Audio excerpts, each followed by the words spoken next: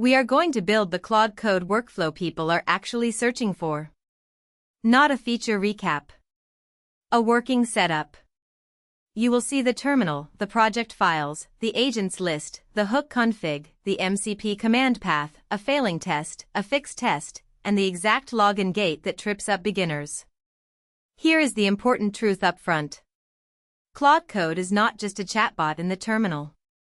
The official docs describe it as an agentic coding tool that reads your codebase, edits files, runs commands, and integrates with your development tools. That means the real workflow is not simply typing a prompt. The real workflow is giving Claude a project, reusable instructions, agents, skills, hooks, and verification commands. By the end of this walkthrough, you should know the difference between those pieces. CLAUDE.md is the project memory. Agents are focused workers. Skills are reusable procedures. Hooks are automatic guardrails. MCP is how Claude connects to external tools. And the test command is how you stop guessing whether the result worked. The demo project is intentionally tiny.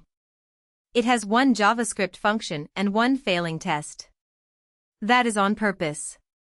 If you learn the loop on a small repo, you can use the same pattern on a real app without getting lost. One caveat before we start.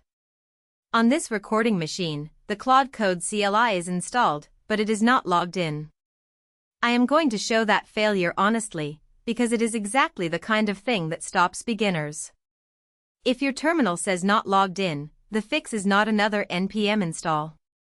The fix is to run Claude Auth login, finish the browser login, then run the same workflow again. Start with the official docs. Claude Code can run in the terminal, VS Code, JetBrains, desktop, and web. For this tutorial, we care about the terminal because it makes the workflow visible and repeatable. First, check whether the CLI exists. Run Claude version. On this machine, it returns Claude Code version 2.1.79. That tells us the binary is installed. Then check authentication with Claude Auth status. Here the status says logged in false, auth method none, provider first party.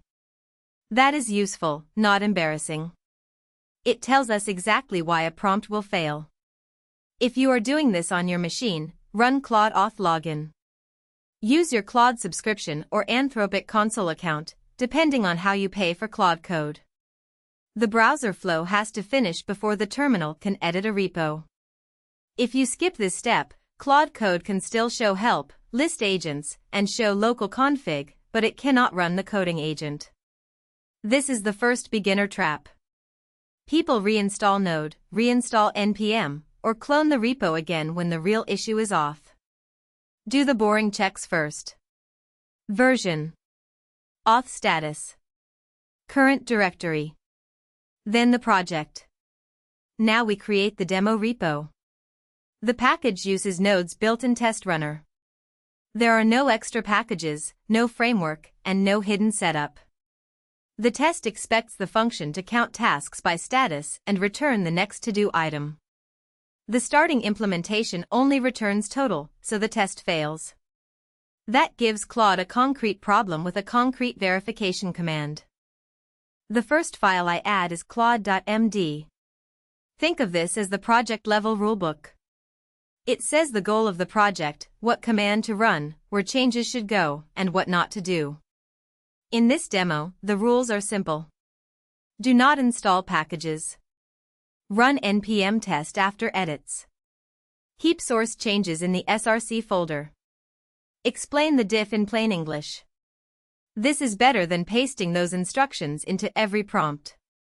If the repo matters, put the rules in the repo. That makes the workflow repeatable. Next is a custom agent. In the .claude agents folder, I create a release QA agent. Its job is not to write code. Its job is to inspect the changed files, run the test command, and report whether there is a release blocker. That is the point of agents. Do not make one giant general agent for everything. Create focused workers that have a job. Then I add a skill. The release checklist skill is a small reusable procedure. It reminds Claude to show the final result, run verification, avoid secrets, and prepare the pinned comment. Skills are useful when you keep repeating the same checklist across projects. I also add a / command named verify. The command tells Claude to run npm test and explain any failure in beginner language. That gives you a short command you can reuse instead of typing the same paragraph again. At this point, the project has memory, an agent, a skill, and a command. That is already a cleaner workflow than opening Claude Code and asking, "Fix my app." Now we add hooks. Hooks are automatic commands that run at specific points in Claude Code's lifecycle. The official hooks reference says hooks can fire before tool use, after tool use, when prompts are submitted, when sessions start, and at other lifecycle events. For a beginner tutorial, do not start with a complicated security system. Start with one small hook. In this demo, the settings file says that after an edit or write tool is used, a shell script writes a timestamp into a local hooks log.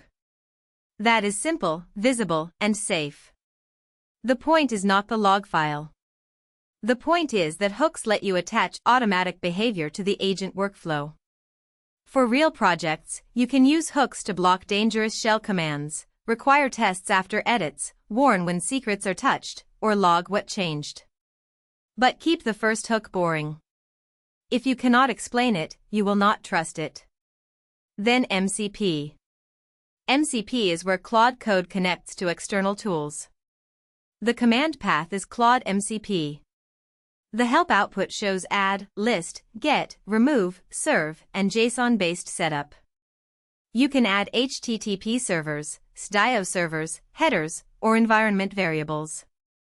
Do not paste secrets into tutorial comments or public repos. If a server needs a token, use your local secret manager or environment configuration. The key idea is simple. Agents are who does the work.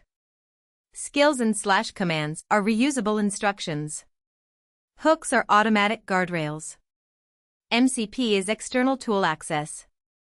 Keep those concepts separate and Claude Code becomes much easier to reason about. Now watch the test loop. The initial test fails because byStatus is undefined. That is not vague. The assertion tells us exactly what is missing. The expected object has done, to do, and blocked counts. The current function only returns total. When you are logged in, this is the kind of prompt you give Claude Code. Run npm test, fix the smallest failure, do not install packages, and summarize the change. That prompt is narrow. It gives Claude the command, the boundary, and the output you expect. In this recording, the live Claude prompt returns the real login failure. Not logged in. Please run login. That is included because it is a real beginner failure. After login, the workflow continues the same way. For the verified demo state, the function is updated to loop over tasks, count each status, find the first to-do item, and return total, byStatus, and next action. Then npm test passes.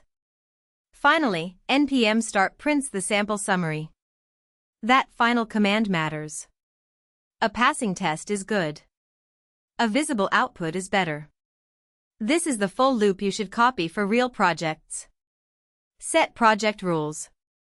Add a focused agent. Add one checklist skill. Add a verify command. Add one safe hook. Check MCP only when you actually need outside tools.